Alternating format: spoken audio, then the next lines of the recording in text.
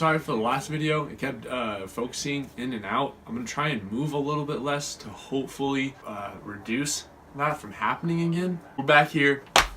Hope you guys are having a great week. Hope you guys are having a great weekend as well, and that you're sticking to your goals, you're committing yourself, and you know that you're getting the results that you want. Earlier today, I was stringing up my sticks.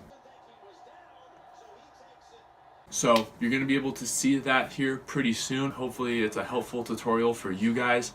I know one of the things that I said I want to do is get on a little bit more lacrosse, and this is one of the things that I'm doing. First thing that I want to do though, when you guys, are going throughout your day to be successful as possible, I want you preferably in a book. Each and every day, first thing you do when you wake up is you write 5 key things that you want to do that day, that you need to get done, whether you want to call them power moves, in order to push yourself to get to where you want to be. After you've completed those 5 things, 21 days, you can't put them on your list anymore. Here's why. Because after those 21 days consecutively being on the list, they automatically are habits.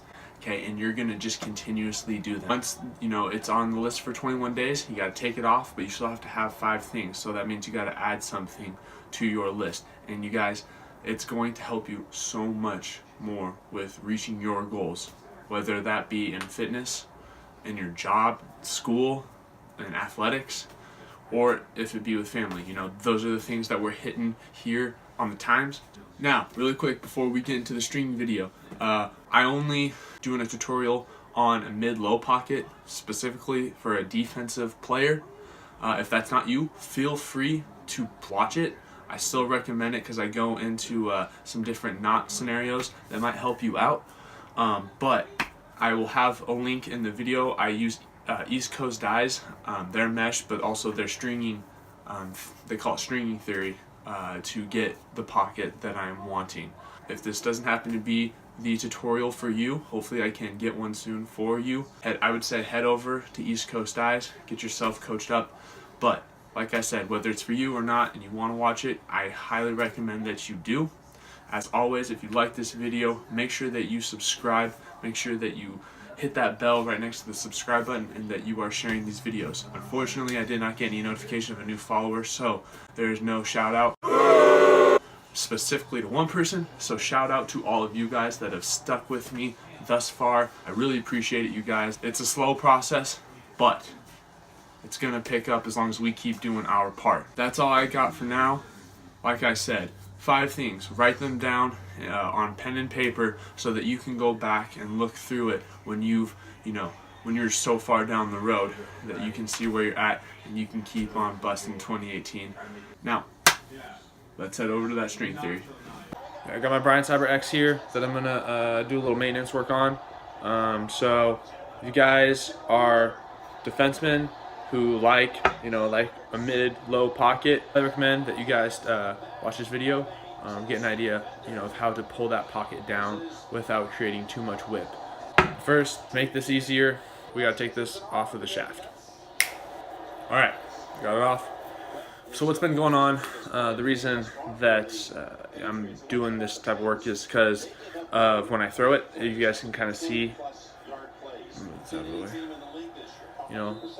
Let's do it from this side. As the ball travels through, especially with force, it's wanting to do that right about here, and that's projecting the ball downward. And so what I'm going to try and do here, loosen things up on the top because it's pulled really tight down to here. The pocket itself starts to loosen up, quite abruptly, and so that's why it's causing that rather than having a smooth fall through. Now right now my mesh is a little dry, and so it does feel a little bit smoother, but once I start playing and stuff and start throwing around, it's going to loosen up. Everything down here is, but then up here is going to stay nice and tight, and then that's when we're going to get that whip from the channel. Call it channel whip. Who I normally go through to kind of get an idea of what type of knot or and what's also called an SI, but where I put those, I watch East Coast Dyes tutorials a lot. I really like what they do. I'm using their mesh right now, the East Coast Dyes Hero 2.0 with navy blue strikers. I like it a lot, but that's who I go through because obviously if I'm using their product, I'm going to do what works best for that.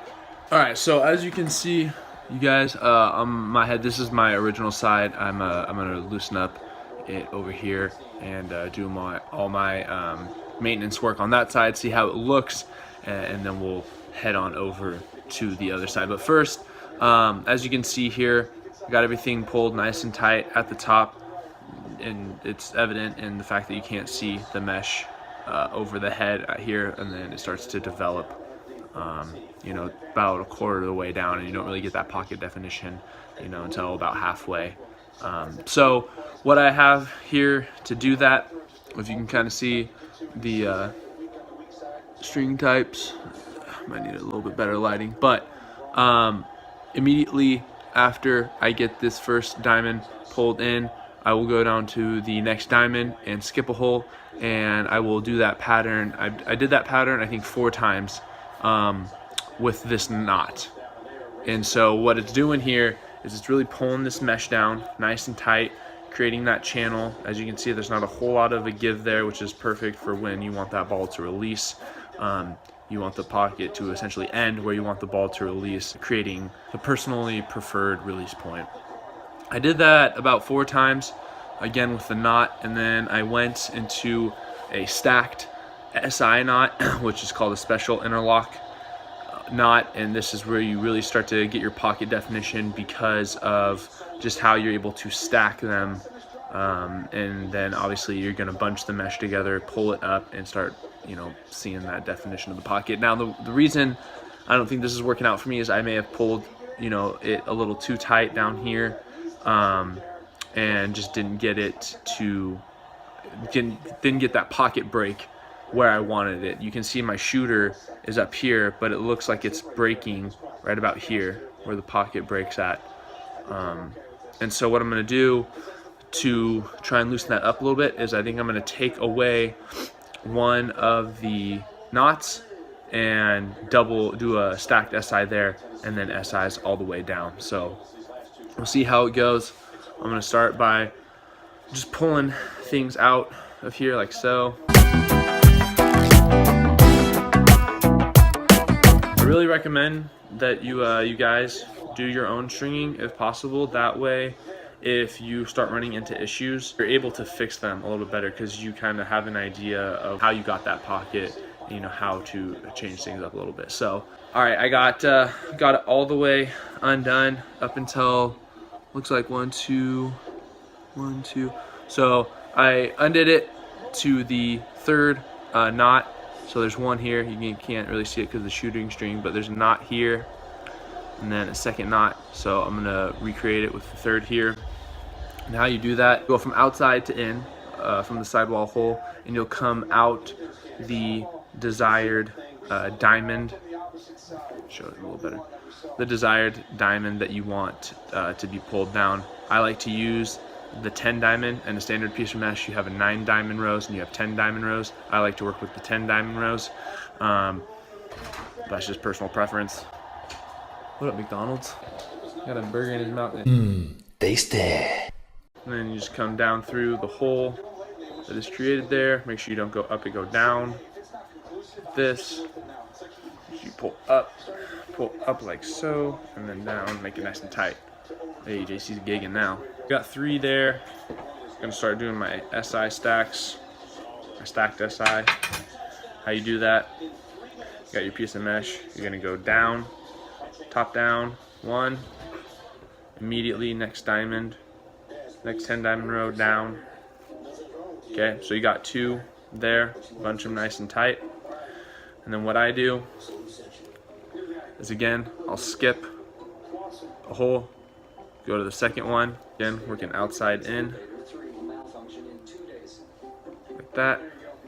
And then what you'll do, I don't know if you can tell, there's a little gap here on the outside of the mesh and the sidewall string. You're gonna go up and in between those like so. And then what I like to do before I pull it tight is I like to pull up on the mesh to really get it to bunch together. And then again, same principle, up, pull down to really tighten things down there. And then I'll do the same thing with consecutive holes, working all the way down, not stacking, just doing a regular SI knot. And we'll go all the way down. We'll probably do that, 3 or 4 more times. And again, every time I do it, making sure I'm pulling on that mesh, getting it, where it needs to sit. And although these SIs aren't really necessarily meant to pull and hold the holes, I'm still going to pull it tight. That way it's not, loosen up on me during a game, changing my pocket, changing how my stick's going to throw. Because, I tell my players that I always coach, don't restring a stick, the day before a game. Don't even restring a stick 2 days. If you're going to restring a stick, it's got to be at least a week before your next. If it's not broke, don't fix it, That's how the old saying goes. So again, only difference between a SI and a stacked SI, you're just working with one rather than two. So just one time there, work our outside in. And then you come back up through that same hole in between the mesh and the sidewall. Pull tight. And looks like I got 4 after my stacked SI. Looks good to me. So what I'm going to do is I'm going to go in, down that next 10 diamond, and then we'll just skip a hole, come out, tie it off.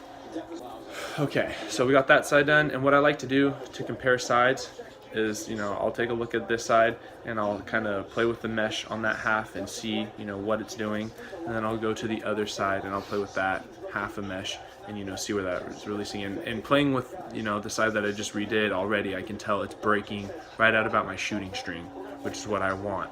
Over here, it's still breaking a little bit sooner, but over here, it's breaking right at about that shooting string point. So I'm gonna do the exact same thing over here. The beautiful thing about restringing one side at a time and not undoing this side is so that you can constantly go back and forth, seeing what you're doing to make those adjustments.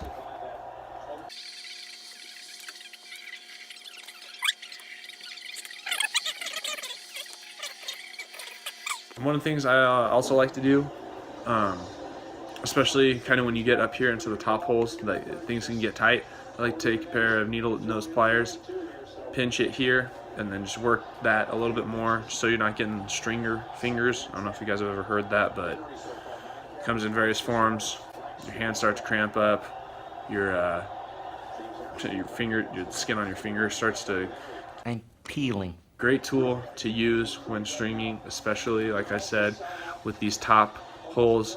As you can see, there's not a whole lot of space to work with, so needle nose pliers, the smaller the better. You can get into those spaces and you can really yank on those strings to tighten everything down.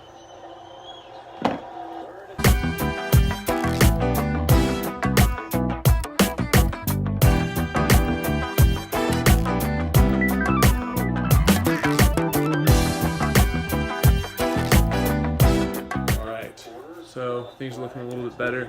Pocket's coming in a little nicer, breaking a little bit higher, which is nice because a little bit higher release point. As a defender, I want to be able to throw longer passes, without sacrificing my form to do so. And so what makes this a nice mid-low pocket is it can transfer down, right? As soon as it goes up, the pocket obviously doesn't want to come back up, but it'll go down a little bit more nicely, which is important for ground balls. I don't want to go scoop a ground ball, the mesh not move, and then it just kind of eject itself out. Highly recommend it for a bunch of defenders. Nice deep mid-low pocket, great release points. Hopefully you'll swallow up ground balls and lead your team in that. But like I said, I went through East Coast Dice tutorial type stuff to learn how to do this, so I highly recommend that for yourself. I'll put a link right about here for you to go over and subscribe to them, or you don't have to subscribe, just check them out, see if you like it. If you guys got any questions about stringing, definitely let me know. Mesh types, I've used quite a bit different mesh types, and personally the Hero or the Vortex mesh are my personal favorites. Both East Coast Dies, great company, producing great products. Anyways, that's all I got for you guys. hope you enjoyed it. Hope you were able to follow it. You can always, go back and forth to see things, pause them, and whatnot. But if you need more clarification, let me know. Comment down below. I'll get back to you guys. If you like these videos, subscribe. Make sure you turn on that bell next to the subscription so that you get notified when new videos come out. Trying to get one out at least once every week. They're not going to be as frequent just with school and everything going on, but still trying to get them to you guys. Go out there, stay committed to yourself, keep on practicing, bring that work ethic up, and I guarantee you guys will be successful this year. That's all I got. For you lacrosse players out there, great luck in your season to come. Hope you guys do amazing. Let me know how things are going. Other than that, these are the times. I'm Tanner. You guys are the timers. We're out.